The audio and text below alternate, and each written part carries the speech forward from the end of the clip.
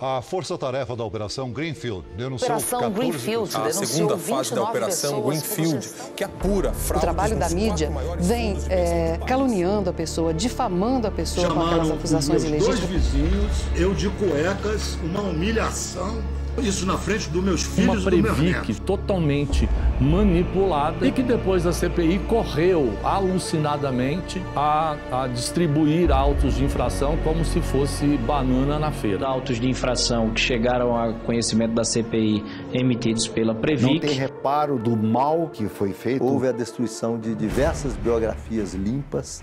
E nada até hoje foi provado. O cara me algemou na porta da cela, e existia uma grade e meu filho estava do outro lado. E realmente ali eu caí em prantos. 6 anos, eu ainda não depus, o Ministério Público não me chamou. Dizia combater a corrupção, mas nada mais era do que um instrumento político. Foi uma cópia escrita da Lava Jato, nos mesmos sistemas. E o relator gostaria de se aprofundar dentro desse tema que foi objeto de decisão do juiz Sérgio Moro. Pessoas ficaram completamente doentes por conta disso. A justiça começa a reconhecer a inocência porque não há provas.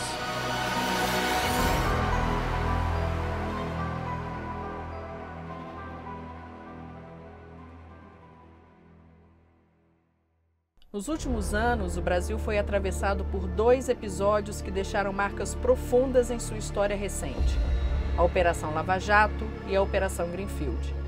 Mais do que investigações, tornaram-se símbolos de um período em que o país viveu intensas disputas narrativas e profundas transformações institucionais. Especialmente os fundos de pensão vinculados a empresas estatais, ela precisa ser entendida no contexto do que aconteceu no Brasil na quadra de construção de um golpe de Estado que atingiu a ex-presidenta Dilma Rousseff.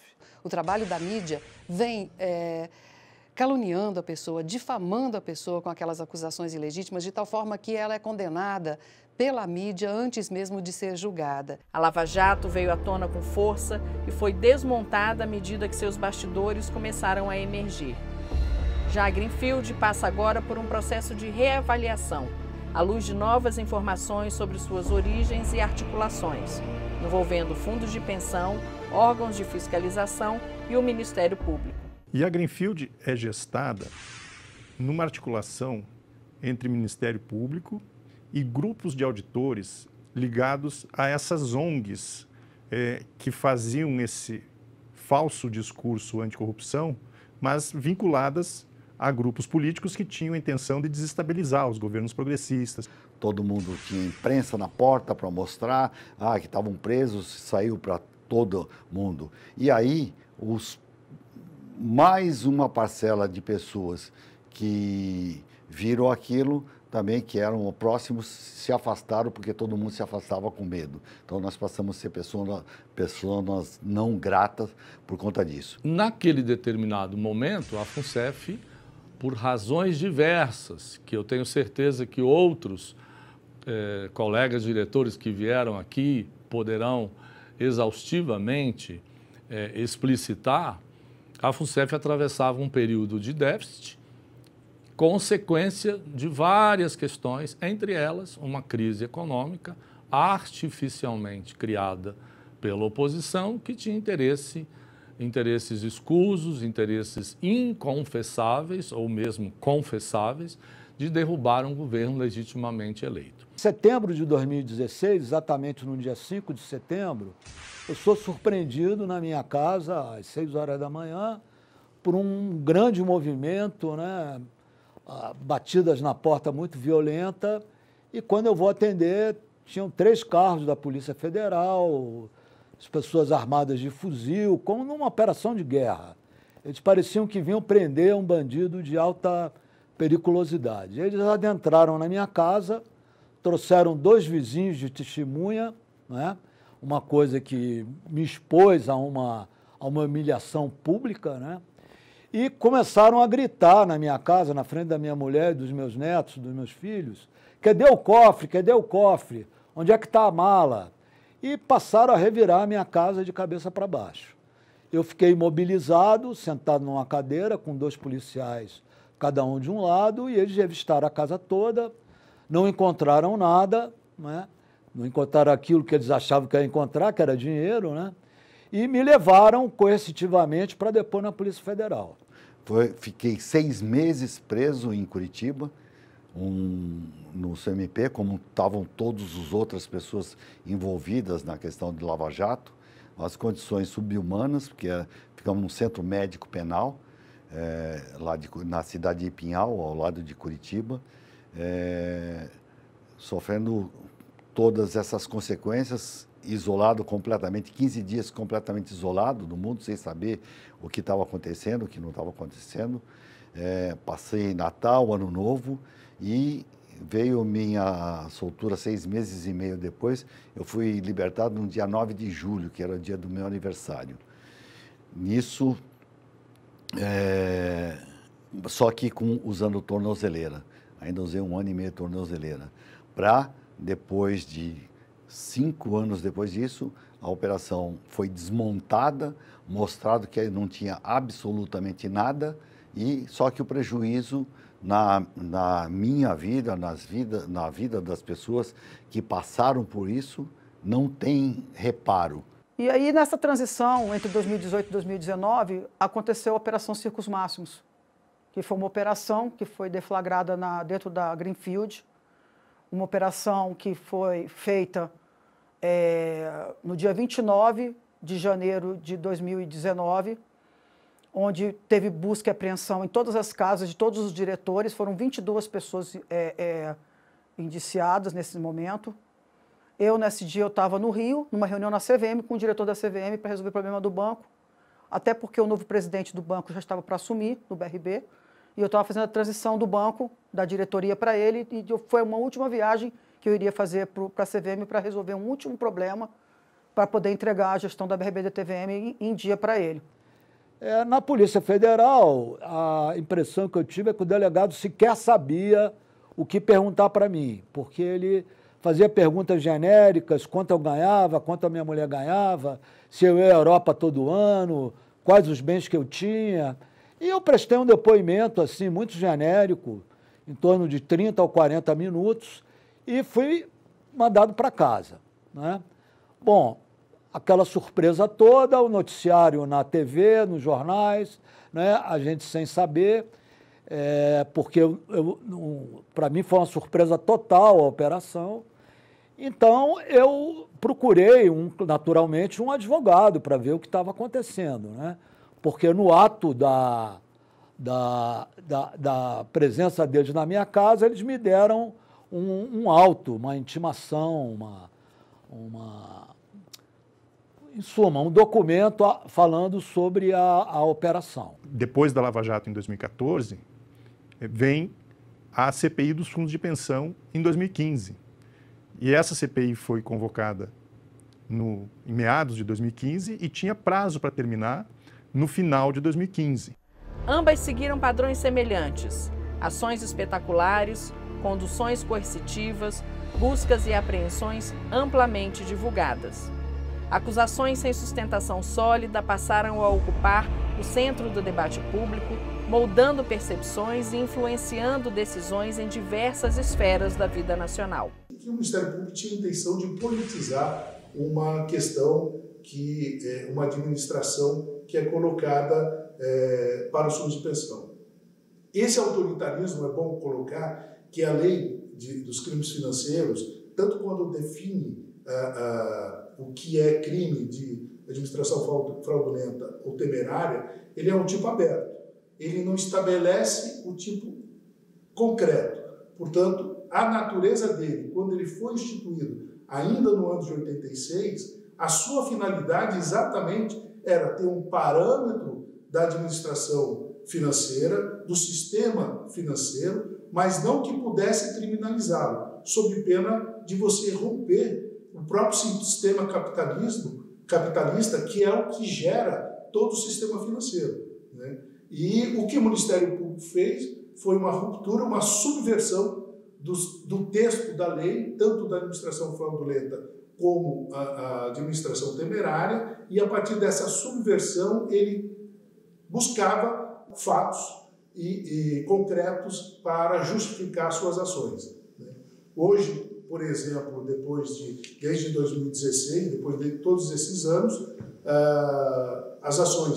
as primeiras ações que foram julgadas, todas tiveram, as 4 ações tiveram absolvição sumária de todos os réus, porque não tinha um mínimo lastro probatório das ações penais, ou seja, da denúncia realizada pelo Ministério Público, o que demonstra que realmente essas ações foram feitas a partir de uma leviandade, de uma concepção política e autoritária do direito, não democrático, mas para criminalizar o sistema e criminalizar grupos e pessoas que têm uma concepção política diferente aqueles procuradores que conduziam a Operação Greenfield mantêm nas suas relações pessoais e suas preconcepções do direito. Tem um aspecto que eu acho muito relevante, que é o fato de primeiro ter se escolhido uma tese de gestão temerária, gestão fraudulenta, eventualmente com corrupção, para depois se começar a investigar aquela tese. E também foram escolhidas as pessoas a serem investigadas. Isso fica muito claro quando a gente pega, por exemplo, na FUNCEF, que a maior parte dos nossos clientes são da FUNCEF, embora a gente tenha de outros fundos de pensão, essa atuação do Ministério Público com a FUNCEF deixa muito claro que primeiro se escolheu os alvos e a tese para depois tentar se comprovar aquela tese que foi criada antes, o que cria um quadro ali praticamente um quadro mental paranoico, né? De só buscar aquilo que confirmasse a hipótese primeiramente levantada. A Greenfield era e precisa ser entendida assim como um braço da Lava Jato. O braço da Lava Jato que estava naquele momento com sua força total, né? Fazendo uma série de operações sucessivas, com prisões, com desmontes de empresas, com questionamentos de projetos, e aquilo tudo impactou nos fundos de pensão e colocou, a partir dali, iniciou ali um processo terrível, um período de terror para os gestores de fundos de pensão. Todos eles, nenhum deles sabiam que tinham processos, então foram surpreendidos. Às 6 horas da manhã, né, com a Polícia Federal, com um aparato de armas e um aparato muito forte, como se fosse quadrilha de bandidos, né, e com uma exposição midiática muito grande, uma espetacularização que abalou, né, a estrutura de todo aquele pessoal que vinha trabalhando com muita seriedade. Então, a famigerada Operação Greenfield, ela quis ser a Lava Jato do Cerrado. E como nós sabemos, a Lava Jato foi uma farsa, uma grande farsa que se dizia combater a corrupção, mas nada mais era do que um instrumento político nas mãos das elites, nas mãos dos de sempre, com a velha, surrada e castigada bandeira de combate à corrupção. Então, essa operação quis ser a Lava Jato do Cerrado e meteu-se em confusões, ilações precipitadas, erros grosseiros, simplesmente baseadas numa CPI totalmente política e também numa Previc totalmente manipulada, que até então nunca havia feito nenhum auto de infração contra esses fundos de pensão e que depois da CPI correu alucinadamente a distribuir autos de infração como se fosse banana na feira. Eu procurei um advogado, depois de 2 ou 3 meses a gente conseguiu marcar uma entrevista com o procurador Anselmo Henrique, que era o coordenador da operação, e fui até lá com o meu advogado prestar um depoimento. E durante esse depoimento, logo no início, para minha surpresa, né, eu me dirigi ao procurador falando que estava ali de livre vontade, eu queria saber o que estava acontecendo, eu queria prestar um depoimento, né? Porque porque até o momento eu não sabia, a gente não sabia direito do que estava sendo acusado. E ele então falou para mim, tinha também presente uma delegada da Polícia Federal, ele falou para mim, olha, eu só vou colher o seu depoimento se você fizer uma delação. Eu falei, não, eu não vou fazer delação nenhuma, porque eu não fiz nada. Eu sou uma pessoa que tem a vida íntegra, vocês podem revirar o meu sigilo bancário, telefônico, meus computadores. E na ocasião da invasão à minha casa, eles levaram tudo, né? Levaram, examinaram, ficaram mais de 2 anos examinando, não encontraram nada. O caso da Greenfield, que envolveu mais de 100 pessoas quando houve a operação, não é? Ela depois se desdobrou em várias outras, atingindo inclusive outras pessoas, outros companheiros, companheiras, não é? De outros bancos, de outras entidades. Não é? Ela foi se desdobrando, né? Como será possível as pessoas constatarem, né? Então aquilo ficou colocado na sociedade como sendo um grande grupo de pessoas que levaram arrombos no fundo de pensão. E aí a operação foi deflagrada, eu estava no Rio de Janeiro, teve busca e apreensão na minha casa, teve busca e apreensão na casa de um monte de gente, e eu estava no aeroporto quando o meu caseiro, uma pessoa super humilde, simples, me ligou e falou, olha, André, o pessoal da Polícia Federal está aqui na sua casa, estão procurando joia, estão procurando dólar, estão procurando obra de arte. E aí eu falei, passa o telefone para ele que eu quero falar com ele. E aí eu falei, olha, eu estou no Rio de Janeiro, eu vou tentar voltar para Brasília hoje para poder dar satisfação para vocês. Até então eu pensava que era uma condição coercitiva. Eu tinha que voltar para Brasília para poder dar explicação do que tinha acontecido. Eu falei, eu estou voltando no voo tal, então assim que eu chegar eu vou direto para a Superintendência da Polícia Federal para prestar os depoimentos que vocês precisam. E aí eu falei, olha, não tem nada na minha casa, pode olhar o que vocês quiserem que não tem nada. E aí eu fui para o aeroporto, saindo no Bom Dia Brasil e tal, meus amigos começaram a me ligar, eu liguei no aeroporto para algumas pessoas, as pessoas estavam indo para a Polícia Federal, e até então na minha cabeça não tinha nada diferente. Bom, o avião pousou em Brasília, o avião taxiou, o avião parou no pátio e a Polícia Federal entrou dentro do avião, me pediu identificação a minha e o outro diretor-presidente da BRB-DTVM, que era o Carlos Vinícius, ele estava comigo, voltando de férias, a gente voltou no mesmo voo. E aí, simplesmente, eles me levaram de dentro do avião, algemada, me botaram nesse momento, eles já me separaram do Carlos Vinícius e me levaram para a superintendência.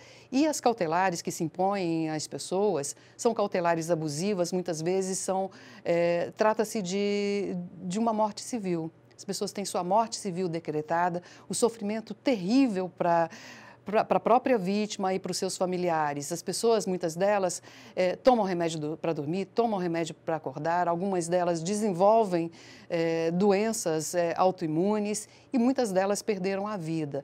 Então é preciso que nós cuidemos das pessoas que se tornaram vítimas dessa guerra, porque elas estavam aí representando o interesse nacional. Por causa de interesses exógenos, foram vitimadas e vitimando essas pessoas, vitimou-se toda a sociedade brasileira. Até então, ali, eu achei que eles fossem me liberar. E aí foi quando eles deram voz de prisão e me levaram para... Não tinha lugar na superintendência para eu ficar, e me levaram para a Polícia Federal do aeroporto. E lá eu dormi a primeira noite numa cela, sem entender nada. O jurídico do banco me acompanhou nesse depoimento do BRB até a hora que me levaram para a Polícia Federal do aeroporto. Aí eles me abandonaram e deixaram o recado com a minha família dizendo que eu estava por minha conta, que eu estava sem advogado e que o banco não ia mais, a partir dali, o banco não tinha mais permissão para me ajudar nesse momento. Logo na sequência veio a minha demissão, o banco fez uma assembleia, né, porque a nomeação era por assembleia, e eu fui destituída do cargo, porque as cautelares que me deram do Ministério Público era a minha proibição de trabalhar no mercado financeiro, a minha proibição de me aproximar do banco, a minha proibição de me relacionar com o fundo de pensão e a proibição de sair de Brasília, salvo se fosse alguma autorização. Fiquei ali na Polícia Federal, graças a Deus tinha um delegado que tinha uma questão humanitária, me deixou tomar um banho, foi o único delegado, porque aí depois, no dia seguinte, me mandaram para a Polícia Federal, eles me algemaram, me jogaram atrás do camburão. O camburão veio uma velocidade absurda do aeroporto até a superintendência. Eu fui praticamente sendo jogada dentro do eu pedi para os caras irem devagar e os caras estavam acelerando. Muito ato de maldade. Eu entrei na Polícia Federal, me botaram numa cela sozinha. E na cela da frente tinha os outros diretores do banco com mais gente presa. Enfim, eu fiquei sozinha numa cela. Não tem reparo. Não tem reparo financeiro porque dificilmente você pode fazer uma coisa contra o Ministério Público. Não tem reparo do mal que foi feito com as nossas vidas em função disso. Não tem reparo ter ficado 6 meses na condição de bandido sem ser bandido. Então, não tem reparo às maldades que foram feitas. Os agentes da Polícia Federal passavam nas celas falando assim: ah, se você não falar, você vai para a colmeia. Olha, a gente está sabendo que tem mais coisa que você não quer falar. Se você não entregar ninguém, você vai para a colmeia. E fazer esse terrorismo com a gente, né? O meu filho teve a oportunidade. Até então, minha família estava perdida, não sabia o que fazer. Eu tenho uma grande amiga do mercado que entrou em contato com meu filho. Meu filho foi lá na Polícia Federal falar comigo. Foi a única vez que realmente ali eu caí em prantos, foi que o cara me algemou na porta da cela, e existia uma grade e meu filho estava do outro lado. E aí meu filho conversava comigo e meu filho, na hora de ir embora, perguntou para o agente: eu posso dar um abraço na minha mãe? E ele falou: não, não pode. Você não pode encostar na sua mãe. Hoje, todos nós, muitas pessoas, muitas vidas foram destruídas, pessoas morreram por conta disso, pessoas ficaram completamente doentes por conta disso, e algumas pessoas conseguiram superar isso, mas não supera a dignidade, a falta de dignidade que nós passamos e sofremos as consequências por conta disso. Então, eu e vários companheiros somos vítimas disso, vítimas da Lava Jato, vítimas da Greenfield, e pagamos ainda as consequências até hoje, porque aquilo, como eu disse, né, é como você soltar as penas de um travesseiro no ar, você nunca mais vai conseguir pegar todas as penas de volta para demonstrar. Então, nós não vamos conseguir colocar nossa dignidade de volta como destruíram, da forma que destruíram. E aí meu filho falou: oh, mãe, nós vamos chamar um advogado bom para te atender. A pessoa vai pagar o advogado e essa advogada vai vir aqui amanhã te ver. Fique tranquila que vai dar tudo certo. E eu voltei para a prisão e a partir daquele dia eu fiquei totalmente desorientada com esse terrorismo do agente, falando que eu ia para a colmeia toda hora. E essa questão do meu filho me abalou bastante. Bom, no terceiro dia, indo para o quarto, a gente soube que o juiz, que na época era o Valisney, ele deu, o próprio Ministério Público pediu me tirando da prisão porque não tinha mais nada palpável, não acharam nada na minha casa, não tinha nada do meu depoimento que foi apurado, que eles conseguiram averiguar. Existia uma denúncia que eu tinha feito na CVM sobre um determinado veículo, um fundo de investimento que deu muito problema, que foi a razão da investigação da Circos Máximos. E eu tinha feito uma denúncia e o Ministério Público nem teve a competência de perguntar na CVM sobre essa denúncia. Eles não sabiam da denúncia. Quando os nossos primeiros clientes foram denunciados e nós pegamos o processo ainda era físico, tinha muitos volumes, fomos olhar a investigação preliminar. Foi um PIC, foi um procedimento investigatório criminal instaurado pelo Ministério Público. E folheando os autos, nós percebemos que o Ministério Público tinha mandado intimar uma determinada pessoa que era um delator lá da Lava Jato. Mandado intimar. E o delator não compareceu. Aí o Ministério Público veio e mandou intimar de novo, sob pena de condução coercitiva. E eu fiquei folheando o processo, procurando onde estava o depoimento desse delator. Da primeira vez que ele não compareceu, tinha um termo de não comparecimento. Da segunda vez, a gente não encontrou nada. Então, peticionamos no processo, porque é dever do Ministério Público juntar a íntegra do procedimento sem esconder nada, quando ele propõe ação penal. É o que a gente chama de dever de disclosure, de abrir as provas para outra parte. Como esse delator foi arrolado como testemunha de acusação, eu queria saber o que ele tinha falado na fase de investigação para ter sido arrolado. Bom, o juiz mandou intimar o Ministério Público e falou: cadê o depoimento aqui do fulano de tal? O Ministério Público se manifestou formalmente nos autos, dizendo que o fulano de tal não tinha comparecido no depoimento. Aquilo me causou muita estranheza, porque o próprio procurador que falou que ele não compareceu tinha ameaçado conduzi-lo coercitivamente caso ele não comparecesse. E outra coisa, ele era delator. O delator, para manter os benefícios da delação premiada, ele era delator lá na Lava Jato, não na Greenfield. Mas ele precisa comparecer perante as autoridades todas as vezes que ele é chamado. Achei estranho, mas ele afirmou aquilo, a palavra dele tem uma presunção de veracidade, passou. Tempos depois, o advogado desse delator se habilita nos autos do processo. Se habilita nos autos do processo, fala que viu a petição do nosso cliente, feita pelo nosso escritório, pedindo o depoimento do cliente dele. E que ele diz que é mentira, que ele não compareceu na oitiva designada pelo Ministério Público. Que ele compareceu. Mas quando ele compareceu, o Ministério Público queria que ele fizesse uma delação premiada, que ele apontasse fatos que afirmassem que houve corrupção na Greenfield, que ele intermediou essa corrupção específica desse investimento. E ele disse: eu não vou falar isso. Não vou falar isso porque isso não aconteceu. O que eu fiz, que eu intermediei corrupção, foi lá na Lava Jato. Aqui eu não fiz nada disso, não conheço essas pessoas, não estou envolvido nisso, não vou falar. Então o Ministério Público falou: não vai falar, não vou reduzir a termo. E não reduziu a termo o depoimento dele, não fez a certidão de não comparecimento, simplesmente descartou aquele depoimento, que deveria estar nos autos. Porque a prova produzida não é só para acusação, ela é para defesa. Se tem um depoimento falando eu não intermediei propina para fundo de pensão, aquilo tem que estar nos autos, porque aquilo pode ser usado pela defesa. Bom, e como que você diz: mas isso é um delator falando? Não. Como ele era colaborador premiado da Lava Jato, ele estava usando tornozeleira eletrônica.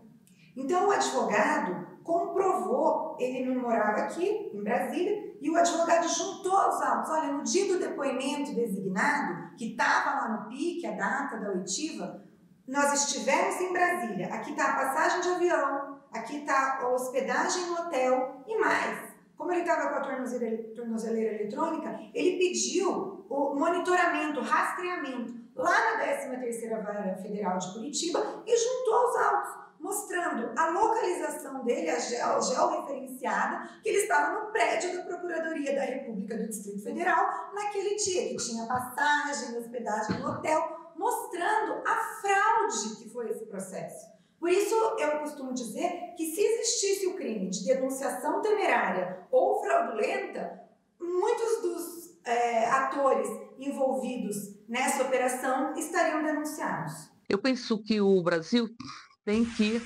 entender o que aconteceu, porque se houve toda uma exposição midiática absolutamente espetacularizada das tentativas de punição, das perseguições aos dirigentes dos fundos de pensão, havia que se ter a mesma repercussão e a mesma publicização da inocência atestada desses processos para esses mesmos dirigentes. O Brasil vivenciou um lawfare.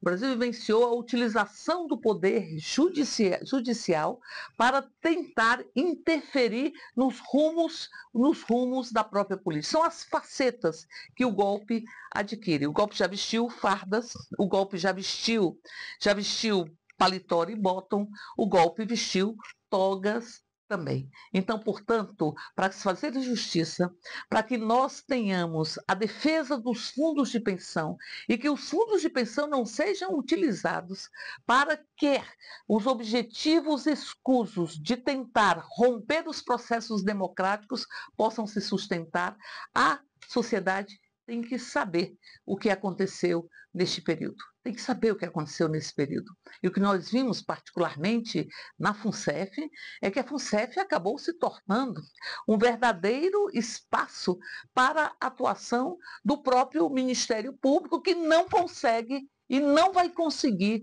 provar o caráter criminoso dos investimentos que foram feitos por aquele fundo de pensão. Fui indiciado em 6 ações penais, 5 cíveis e mais de 25 ações administrativas entre a Previc, FUNCEF e TCU.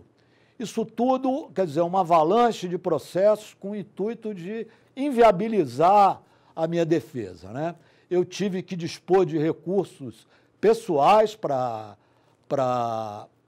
me defender, porque a FUNCEF, embora obrigada por normativo, o que é uma coisa padrão para dirigentes de instituições financeiras, pagar os honorários dos meus advogados, se ainda não houvesse uma sentença, eles se negaram a fazer como parte de uma estratégia realmente punitiva, né? No sentido de favorecer a nossa culpabilidade. Para cumprir esse objetivo, o Ministério Público nem tinha pernas para investigar todos os investimentos. Então, ele fez uma parceria com a FUNCEF, que, de uma maneira esdrúxula, se habilitou como assistente de acusação do Ministério Público ainda na fase de investigação, o que não existe no processo penal, e instaurou 48 sindicâncias. Eu não tinha um apontamento de auditoria durante o período em que eu fui gestor dos investimentos da FUNCEF. Estive lá de 2004 a 2012. A FUNCEF passa por 4 processos de auditoria anuais, auditoria interna, auditoria externa, tem auditoria anual da área de controles da Caixa Econômica Federal e tem uma revisão anual de auditoria da própria Previc, que é o órgão responsável por fazer a supervisão das entidades fechadas de previdência complementar. E em 2015, quando a CPI dos fundos de pensão é instalada já no bojo desse movimento maior, desse movimento político com o falso discurso anticorrupção, ela é instalada e a nossa gestão na FUNCEF não tinha absolutamente uma vírgula a ser questionada. Não existia auto de infração nenhum, não existia apontamentos de auditoria, nem internas nem externas, sobre a gestão que vinha sendo feita. A CPI, ao final de 2015, foi prorrogada, ao invés de ser encerrada no prazo previsto, ela foi prorrogada no final de 2015, e quando chegamos no dia 4 de março de 2016, a Previc, auditores da Previc, que faziam parte desse movimento, junto com auditores da Caixa, que estavam na FUNCEF, né, emitem 4 autos de infração no mesmo dia, assinados pelos mesmos auditores. Então, os primeiros 4 autos de infração, que depois, durante a Operação Greenfield, são multiplicados, mais de uma dezena de autos de infração depois são emitidos, além desses 4, todos para alimentar esta Operação Greenfield. E eles são todos extemporâneos, porque os investimentos feitos em 2006, em 2008, que passaram por vários processos de revisão, vários processos de auditoria, de repente, em 2016, passam a ser investimentos irregulares. Até 2015, esses investimentos não tinham um apontamento. Então, e depois a FUNCEF, na continuidade desse processo articulado entre esses grupos de auditores vinculados a essas ONGs com falso discurso anticorrupção, mas que, na verdade, faziam o combate político, na FUNCEF são criadas mais de 40 comissões técnicas de apuração, todas com o mesmo fim, né, de alimentar, então se retroalimentam, as CTAs da FUNCEF mandam para a Previc, os autos de infração da Previc entram nos relatórios das CTAs da FUNCEF, tudo isso é mandado para o Ministério Público, tudo isso é encaminhado depois, de forma irresponsável, para o próprio Tribunal de Contas da União, e isso tudo vira o subsídio para as peças de acusação do Ministério Público, que elabora algumas ações penais subsidiadas nesses relatórios, os da Previc, os da CTA, da FUNCEF, e isso absolutamente sem nenhum fundamento concreto, sem nenhuma substância efetiva de elemento de irregularidade. Tanto é que agora nós já temos mais de 8 anos da Operação Greenfield, quase 8 anos e meio da Operação Greenfield, nenhuma prova foi encontrada, nenhuma ação penal foi julgada negativamente. Algumas ações penais começaram a ser julgadas agora, no final de 2024, e agora no início de 2025, e em todas, absolutamente todas, os resultados são de absolvição. As que foram objeto de ações na segunda instância, os resultados são trancamento das ações penais para as pessoas que recorreram à segunda instância.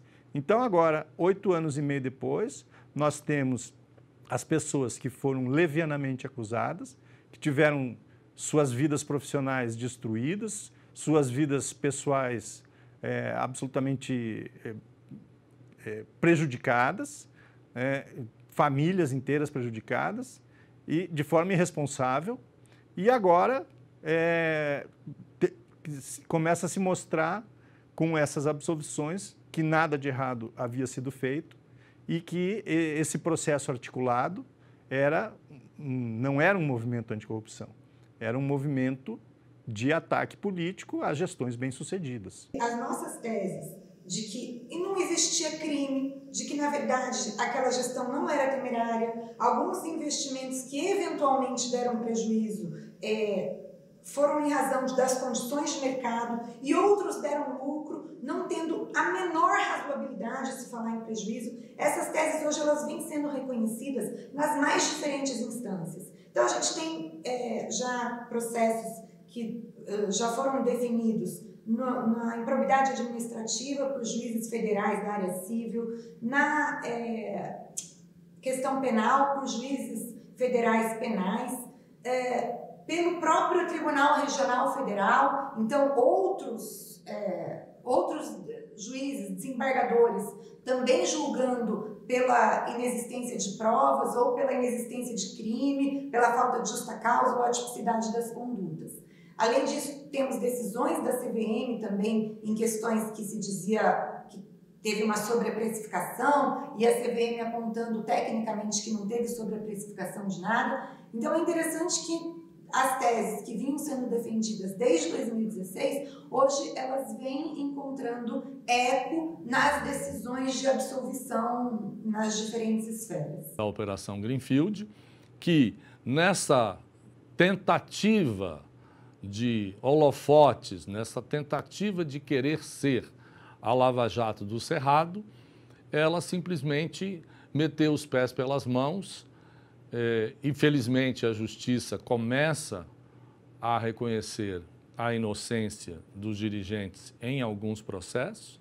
Esperamos que isso vá prosseguir, porque não há provas, não há qualquer tipo de argumento ou prova que demonstre cabalmente que os dirigentes foram irresponsáveis, que não seguiram regras e mesmo que roubaram, que a grande narrativa que existe hoje é que os dirigentes encheram as burras, estão cheios da grana, vivem nababescamente.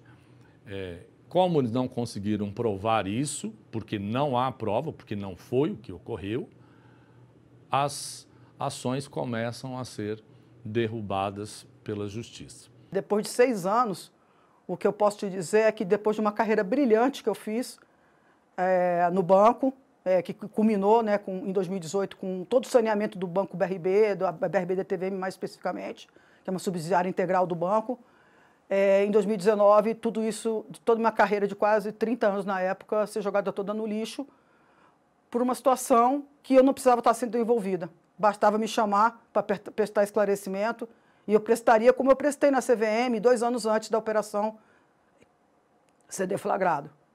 Então, esse é o resumo de uma história de uma pessoa que, infelizmente, tá tentando se reconstruir, tá? Porque não acaba isso a reconstrução, isso aí não há... E tentando sempre ter paz de espírito para continuar, porque é muito difícil. Mas, enfim, é o que temos, né? Temos que continuar lutando e eu espero que esse meu depoimento ajude muita gente a continuar lutando para que seu nome, entendeu? Que a única coisa que nós temos é o nosso nome. Continuar que o nosso nome seja protegido e as únicas pessoas que podem proteger o nosso nome somos nós mesmos. A Operação Greenfield foi uma operação de guerra extremamente cruel para com os representantes dos trabalhadores em fundo de pensão complementar privada. Violações ao direito, violações aos direitos humanos e até violações aos direitos fundamentais foram cometidas. Algumas das pessoas foram levadas em condução coercitiva, outras foram presas, muitas delas tiveram e ainda permanecem com seus bens bloqueados. Tal ordem de violação ao direito, de uma crueldade tão inominável que algumas vítimas reconhecem que o que aconteceu foi que tiveram sua morte civil decretada. Essas violações ao direito, elas exigem reparação. A gente ainda espera que a justiça brasileira repare o erro que foi cometido por aqueles outros que se prestaram a esse serviço de guerra e que restitua às pessoas o seu direito, a sua oportunidade de continuar vivendo com dignidade em nosso país. Este documentário retorna a esse enredo, para questionar, para reconstituir e para lançar luz sobre o que esteve por muito tempo nas sombras da versão oficial. Por isso, a história tem que ser sempre resgatada. E a história precisa ser de conhecimento do conjunto da população, e em particular dos participantes dos fundos de pensão, para que ela nunca mais se repita no seu caráter cruel. Nós defendemos os fundos de pensão. Nós defendemos que os fundos de pensão possam cumprir a sua função precípua.